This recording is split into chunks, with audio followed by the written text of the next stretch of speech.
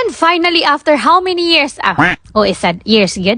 Makaligo rin talaga ang Disney Princess dito sa swimming pool namin. Bakit naman kasi hindi sila pwedeng magpaligo dito kung mag-ulan? Ang purpose nga namin kaya magbasa-basa ngayon, hindi na noon pwedeng maligo kaya mabasa ng ulan. At kasama ko din pala dito yung aking friend na mag-swimming nilo. Pero bago ang lahat ng yan, mag-tiktok muna tayo bago tayo magpabasa-basa dyan. Kaya para hindi masayang yung ating outfit.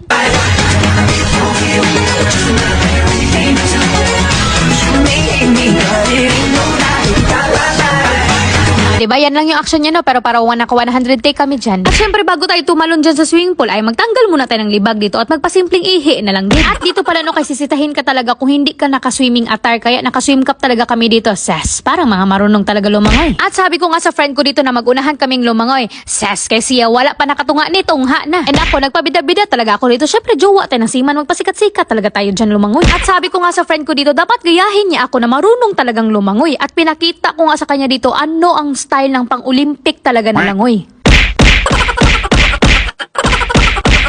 O, diba? Ang galing ko. At tinanong niya ako dito kung anong style daw yun na langoy. Ay, syempre, panic stroke style with ginkgo biloba yun. Na ako lang talaga ang nakakaalam dito sa mundo. Oh, isa pa to. Akala niya straight masyado ang paglangoy niya. Pero pagtungha niya, nagtaka siya kaya nasa Colombia na siya. At after din pala dito, no, ipupunta kami ng Bangkok para mag-bike-bike. Pero hindi na ako nakapag-video, guys, after dito sa aming swimming kasi sobrang lobat na ako. Fast forward, after din pala namin magbanlaw at magbihis, ay kinuha ko na din pala sa baba yung mga boxes na pinadala sa akin, guys. At ang bulaklak na pinabili din ng aking Aquaman para ibigay sa akin. Ses, kasing haba ni Rapunzel ang buhok ng Disney Princess. At ang sabi nga dito sa letter, I know you are smiling right now. I love you. Take care always, Bobby. At tignan mo naman ako, Bobby. Sobra pa dyan ang ngiti ko sa sinasabi mo. At wag na tayo magpaligoy-ligoy pa, no? Buksan na natin itong boxes na natanggap natin ngayong araw. At syempre, unahin natin itong box na galing pang Japan. Pero actually, na-open ko na talaga to kanina, guys. Sa sobrang excited ko, hindi ko naisipan na mag-video. At shoutout din pala dito kay Maylags Japan na grabe ba, ang dami mong pinadala sa akin na chocolates, madiabetic, masataan ni Char. At ito din pala isang box na galing itong Pinas, guys, pero hindi ko muna i-reveal sa inyo ngayon kung anong laman nito.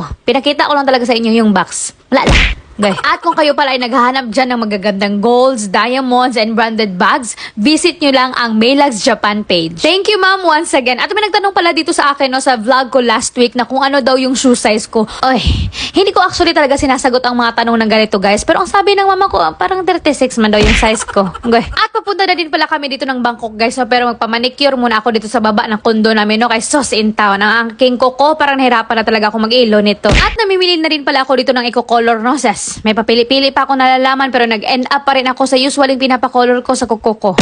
Mama, thank you. Yes, pizza is good. Yeah, thank you.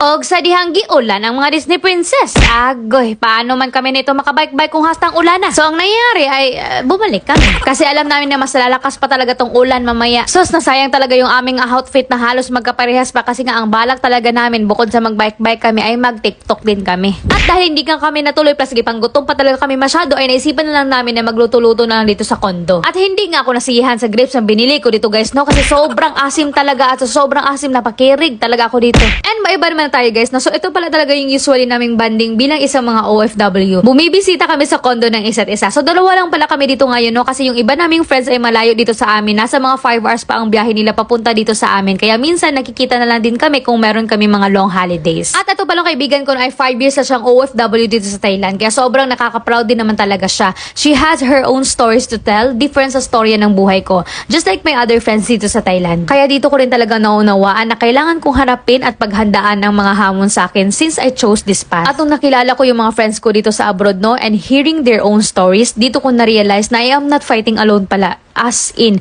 like marami pala kami. Pero at the end of the day, we all chose to smile, go back to our purpose.